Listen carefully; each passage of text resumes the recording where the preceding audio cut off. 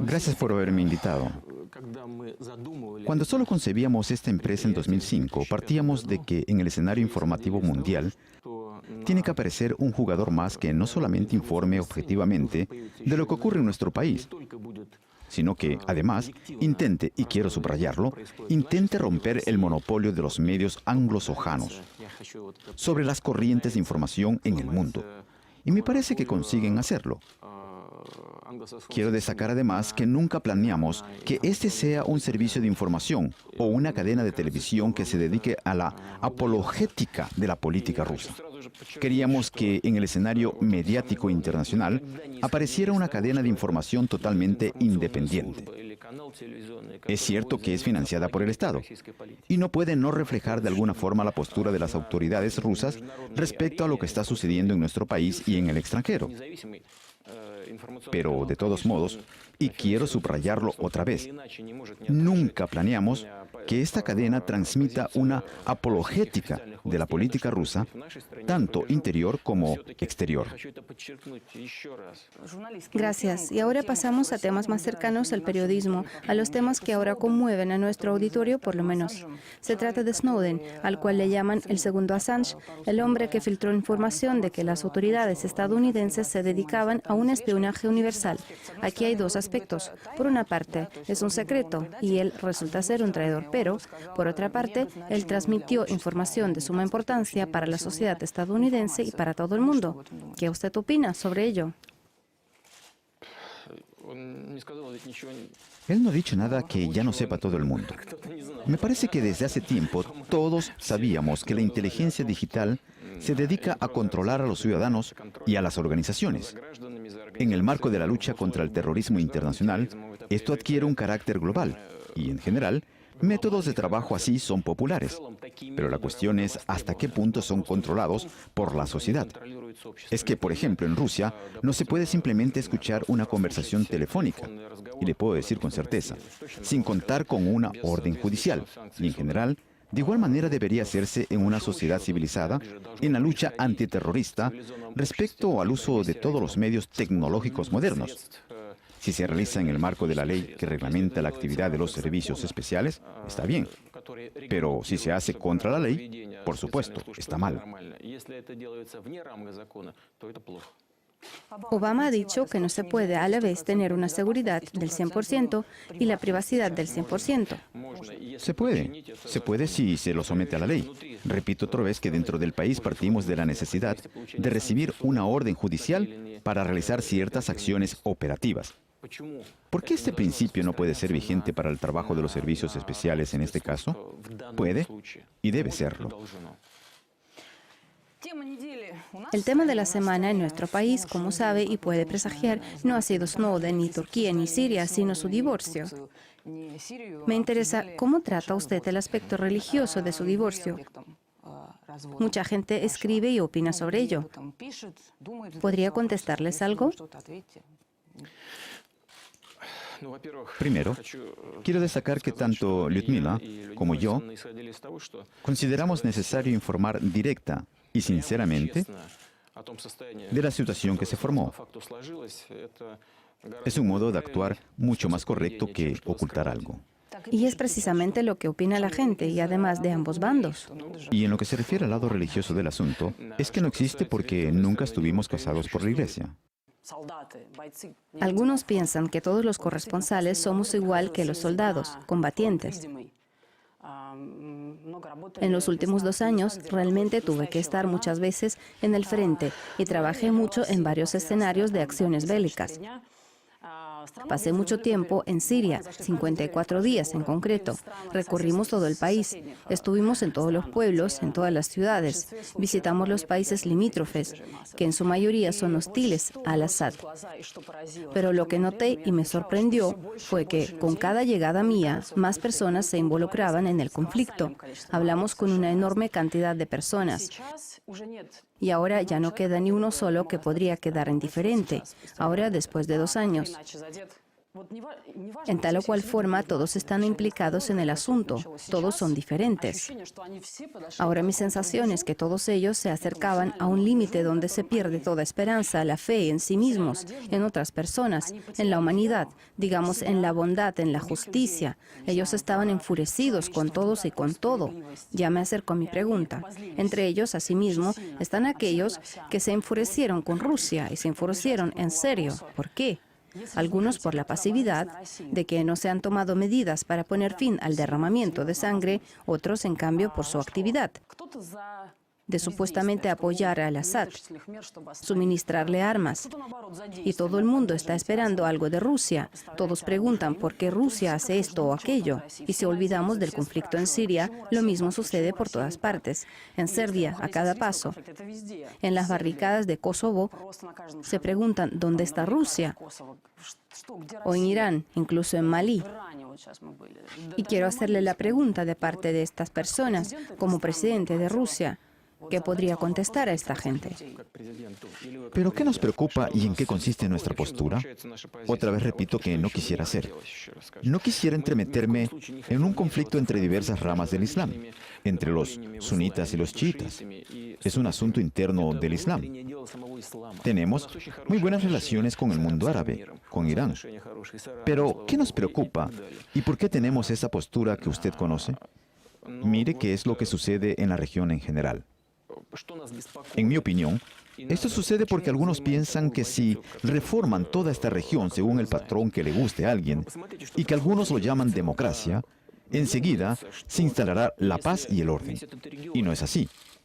Sin tomar en cuenta la historia, las tradiciones, las particularidades religiosas de esta región, no se puede hacer absolutamente nada. Y ante todo, no se puede entremeterse. Por ejemplo, hubo una intervención en los acontecimientos en Libia. Bueno o malo era el régimen, pero el nivel de vida era el más alto de la región. ¿Y qué sucede allí en estos momentos? Una lucha por los recursos, una incesante lucha entre las tribus. Nadie sabe a qué va a conducir todo esto. Nos preocupa mucho el hecho de que si actuamos de la misma manera en Siria, allí ocurrirá lo mismo que en Libia. ¿Acaso tenemos poco con la confusión y el terrorismo que reinan ahora sobre Afganistán y Pakistán, donde nadie puede dirigir nada y lo controlan todas las bases de los insurgentes? ¿Acaso queremos eso? Está muy cerca de nuestras fronteras y eso nos preocupa mucho. Y en segundo lugar, nos preocupa el futuro de todos los grupos étnico-religiosos que viven en el territorio de Siria. Queremos que allí se instaure la paz y el orden duraderos, que se defiendan los intereses y derechos de todas las personas que viven allí. Por eso nuestra postura siempre ha consistido, en primer lugar, en dar la oportunidad a la gente de ponerse de acuerdo sobre cómo será estructurado el poder en Siria, en cómo se van a defender los derechos y la seguridad de todos los habitantes.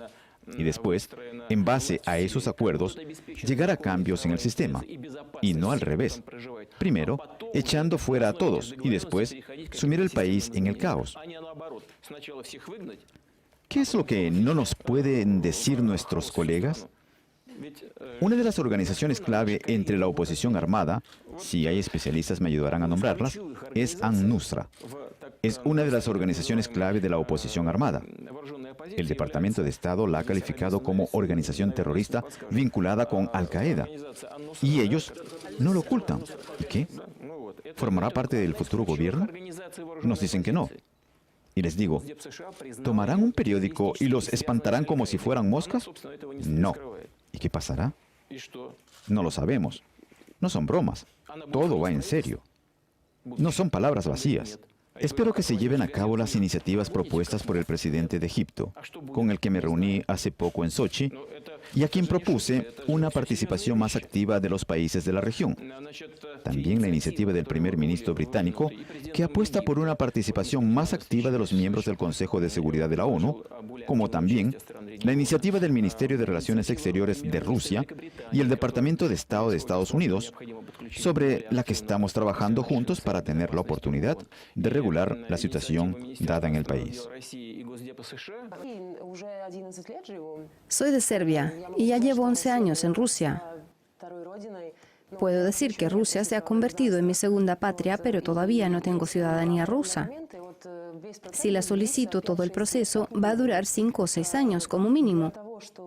Y para hacerlo necesito tener un departamento. Y para comprarlo necesito una hipoteca. Y para la hipoteca necesito la ciudadanía. Es un círculo vicioso.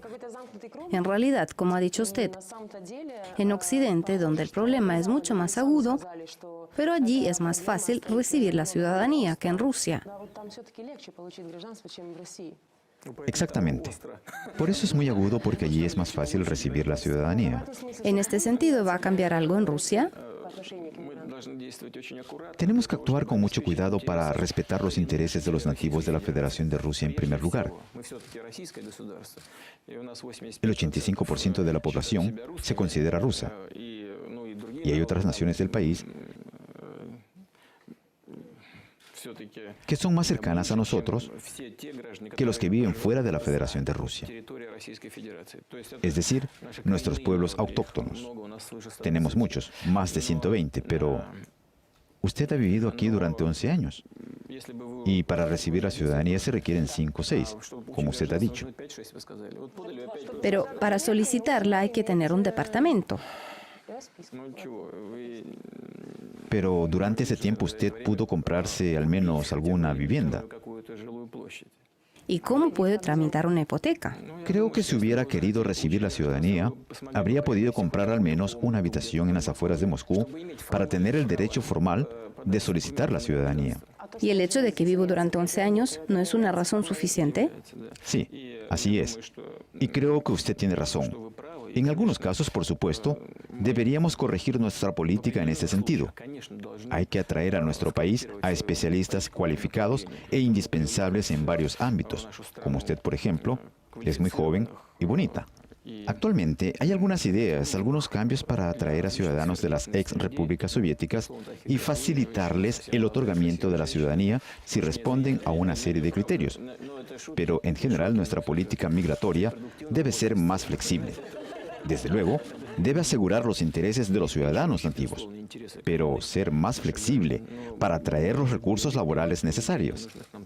Tiene razón usted, y el gobierno ya está trabajando en ese aspecto. Como se sabe, cada día Estados Unidos bombardea a alguien con drones. Con frecuencia en Pakistán y en otros países, usted mismo ha hablado de la aguda situación en la frontera entre Pakistán y Afganistán. Por un lado, es cómodo y no supone ningún riesgo para los soldados de la parte combatiente. No hay lucha cuerpo a cuerpo, es como un juego de computadora, se maneja a distancia. Aunque, como lo vemos a diario, puede suponer muchas víctimas entre la población civil. Por un lado, es algo muy eficaz, pero también vemos el resultado. En muchos países las personas están indignadas. Ahora ya proponen a nivel internacional imponer una prohibición al uso de drones. Quisiera saber cuál es la postura de Rusia al respecto. En su momento en China se inventó la pólvora y nadie pudo retener su expansión. Después se crearon las armas nucleares, que también empezaron a expandirse.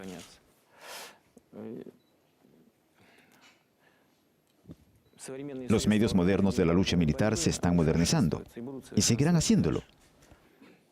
Dudo que se pueda prohibir todo, pero se puede controlar y someter a ciertas normas. Por supuesto que Estados Unidos no aspira a que haya víctimas entre la población civil. Esos operadores que manejan esos aviones también son humanos y creo que también lo entienden. Pero hay que combatir al terrorismo, lo repito. En Estados Unidos se está debatiendo este asunto, como también en el marco de la ONU. Se discute cada vez más, y es que tenemos que controlarlo. Tenemos que crear ciertas normas de uso de estas armas para minimizar, o mejor dicho, reducir a cero las víctimas casuales. Es sumamente importante. No sé si lo aceptarán nuestros socios, pero es necesario hacerlo. En el mundo actual tenemos muchas amenazas, y solo hay una manera de luchar contra ellas: trabajando en conjunto en el marco del derecho internacional. Gracias, señor presidente. Mi pregunta va a ser muy corta. Parece que estamos viviendo la edad de la oposición. Tenemos la primavera árabe, hemos oído hablar de Europa y de la crisis que está viviendo. Sabemos del movimiento Ocupa en Estados Unidos, donde RT realizó un gran trabajo de cobertura. ¿Qué ocurre con la oposición en Rusia? La opinión pública dice que es muy pequeña, que no tiene mucho apoyo. ¿Con qué tipo de oposición les sería interesante competir? Cualquier tipo de oposición es necesario. Acaba de mencionar Ocupa Wall Street. Hemos visto que en cierta etapa la policía, los órganos del orden, empezaron a tomar medidas muy severas contra los activistas de Ocupa Wall Street. No voy a decir si eso es bueno o malo. Solo diré que cualquier oposición es correcta y necesaria si actúa en el marco de la ley. Si no le gustan las leyes, tiene que tratar de cambiarlas por medios democráticos. Tiene que tratar de ganarse a los electores, formar parte de los órganos legislativos y tener la posibilidad de influir en los procesos legislativos y de esta forma realizar cambios. Si algunas personas actúan fuera del marco de la ley, el Estado está obligado, en defensa de los intereses de la mayoría, a aplicar medidas legales para que todo el mundo esté dentro del campo de la ley. Es así en Estados Unidos y en nuestro país. Aunque cuando ocurre en Rusia, nos critican. Y cuando ocurre en Norteamérica, se considera algo normal. Son estándares dobles. Ya estamos acostumbrados a ellos. Ya no les prestamos atención. Y hacen bien porque el enfoque tiene que ser el mismo. Aunque nuestro servicio diplomático no coopera de forma activa con Ocupa Wall Street, mientras que su servicio diplomático colabora activamente con nuestra oposición y la apoya abiertamente. Desde mi punto de vista, no es correcto, porque el cuerpo diplomático debe regular las relaciones entre los países y no entrometerse en los asuntos de política interior. Este espíritu aventurero no le gusta a nadie. Nadie lo necesita y resulta ilegal si los participantes de estos movimientos violan la legislación vigente.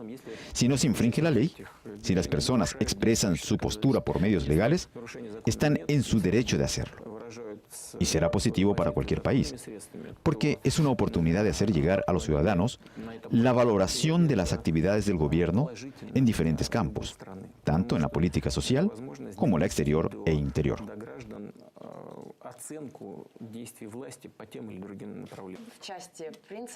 Quisiera preguntar a continuación de su pregunta y quisiera relacionarlo a Irán, donde próximamente van a llevarse a cabo elecciones presidenciales.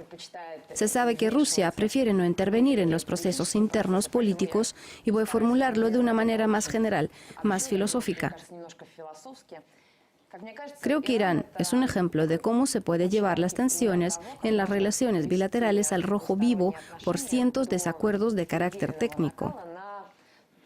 Es que el problema nuclear iraní se basa en su esencia, en varias sospechas difuminadas que no confirman los propios iraníes. Nadie toma en cuenta que casi el 100% Irán cumple con el régimen de la no proliferación de las armas nucleares. Y la clave de estos problemas son estos rumores que Irán también ha fomentado en algunos momentos, pero en muchos sentidos eso está a favor de los estadounidenses que todavía se rigen en la política exterior por el principio clave de quien no está con nosotros, está en contra de nosotros. En mi opinión, el umbral de tolerancia a opiniones diferentes es bastante bajo. Como en el caso de Irán, está basado en sospechas no confirmadas o en la coacción a la guerra, como en el caso de Siria. Perdone por la introducción tan larga. En mi opinión, Rusia es bastante tranquila y usted puede evaluar el resultado de una confrontación abierta. Ha evitado con pragmatismo una confrontación abierta. Y al mismo tiempo pienso que Rusia y Estados Unidos tienen contradicciones fundamentales, especialmente en el tema del uso de la fuerza, y en ninguna reunión Rusia y Estados Unidos han logrado resolverlo. Estados Unidos se atribuye más responsabilidad y también más derecho. ¿Cómo puede terminar este margen un intento de no involucrar al país en un enfrentamiento abierto y al mismo tiempo al aseguramiento de nuestra postura de la que depende nuestra seguridad? A esta pregunta puedo contestar hasta la madrugada. Es muy profunda. Ya hablé de eso y en eso concluye la actitud oficial de la Federación de Rusia. Irán tiene derecho a un programa nuclear pacífico y no puede ser discriminado en eso en comparación con otros participantes de la comunidad internacional. Pese a esto, no podemos olvidar que Irán se encuentra en una región muy complicada y cuando escuchamos desde Irán amenazas hacia algunos países aledaños, en particular a Israel, escuchamos que Israel puede ser eliminado. Creo que eso no está bien. Es una cita incorrecta, yo creo. Sea correcta o no, si la gente ve que hay probabilidad de que sea citada de una manera incorrecta, habría debido evitar esas expresiones con doble sentido. La atención al problema no es infundada. El hecho es que Irán observa las reglas, de eso no dudo, porque no tenemos ninguna prueba que evidencie lo contrario. Y los recientes informes de la Organización Internacional de Energía Atómica muestran que observa los compromisos contraídos. Y es posible responder a esas preguntas. Yo personalmente siento gran respeto y gran interés por Irán. No es frecuente que usemos respecto a ese país los calificativos como este, pero es un gran país. Un país con una gran cultura y un gran pueblo. Tienen su honor, un entendimiento especial de su posición, no solo en la región, sino también en el mundo, y hay que respetarlo. Usted tocó el quid del problema. Es que los iraníes, siendo gente muy lista, preparada y astuta, aprovechan esa contradicción con Estados Unidos para resolver los problemas políticos internos. Tienen a un enemigo que une la sociedad. Lo mismo hace Estados Unidos. Cuando desapareció la Unión Soviética, no había amenaza externa que permitiera a Estados Unidos dominar la sociedad occidental. Estados Unidos debe proteger siempre a sus aliados de alguien. Eso les da una ventaja, no solo en la política, sino también en la economía. Si el país es líder, tiene derecho a algunas preferencias. Y esta condición de un protector es muy importante, que permite resolver muchos asuntos vinculados directamente a la política exterior y a la seguridad internacional. Pienso que Estados Unidos se aprovecha de Irán para eso, para unir a los aliados de Occidente contra una amenaza real o ficticia. En general, para nosotros no hay grandes dificultades en eso. El problema es complicado, pero no para Rusia. Observamos constantemente nuestros compromisos internacionales, sobre todo vinculados con el programa pacífico nuclear de Irán. Construimos la central de Bushehr y estamos dispuestos a colaborar en el futuro. Propusimos enriquecer uranio en nuestro territorio, pero nuestros socios iraníes se negaron a hacerlo. Ellos insisten en que se ocupan de enriquecer uranio al amparo de las reglas internacionales. Como he mencionado al principio, si no violan nada, tienen derecho a eso. Y vamos a apoyar ese derecho, aunque no vamos a olvidar las preocupaciones de los estados aledaños y la comunidad internacional. Comunicando últimamente con los políticos y expertos estadounidenses sobre las relaciones ruso-estadounidenses, podemos concluir que, con las cámaras apagadas, muchos de ellos dicen que la ley Magnitsky se ha convertido en un tipo de continuación y sustituto de la enmienda Jackson-Bennick, reflejando así un enfoque algo obsoleto hacia las relaciones con Rusia. Barack Obama, como sabemos, en una cumbre en Seúl el año pasado, insinuó a Medvedev que después de su reelección dejaría de tener las manos atadas. Decía que el trabajo va a ser más fácil con Rusia, pero por el momento no podemos observarlo muy claramente como en otros temas que fueron abarcados ahora. ¿Cómo cree por qué no tuvo lugar este reinicio? Y si puede tener lugar según el concepto de paridad de derechos, o siempre esperan de Rusia que vaya renunciando a sus intereses. Cada estado se compromete a garantizar sus intereses nacionales y, en ese sentido, Estados Unidos no es una excepción.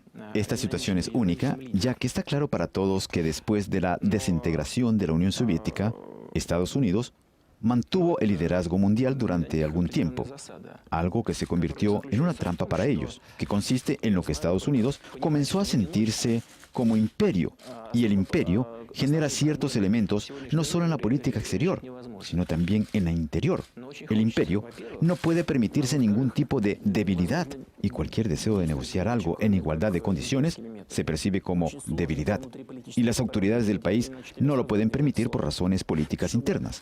Creo que, por un lado, el gobierno actual de Estados Unidos, lo sé, entiende que es imposible resolver los problemas del mundo contemporáneo a solas, aunque lo quiere mucho, pero por otro lado, ve que no puede actuar de otro modo, que no sea aplicando métodos imperialistas. Es difícil por razones de política interior, porque será acusado de debilidad. para poder actuar de otra manera, hay que tener un apoyo sin límite de los votantes, de la población, o tiene que pasar algo que cambie la opinión pública dentro del país para que todos entiendan que negociar y buscar compromisos es más productivo que imponer su punto de vista por todo el mundo. Tiene que pasar algún tiempo para que la comprensión de eso prevalezca en el país, en Estados Unidos. En primer lugar, en la clase dirigente, en el sentido más amplio de la palabra. No creo que sea imposible. Me parece que, en general, tenemos que acercarnos a eso. Cuento con eso. Muchas gracias, señor presidente. Gracias.